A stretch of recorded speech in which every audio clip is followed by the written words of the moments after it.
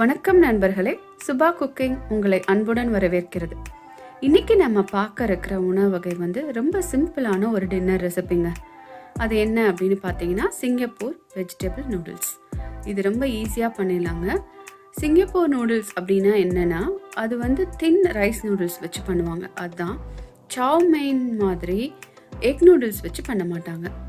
அதே மாதிரி இது ஸ்டர் ஃப்ரை தான். இதில் நிறையா வெர்ஷன்ஸ் இருக்குது. ஒன்று ஷ்ரிம்ப்பு, எக்கு, சிக்கன் இந்த மாதிரிலாம் இருக்குது. நான் வெஜிடபிள்ஸ் வச்சு பண்ணியிருக்கேங்க.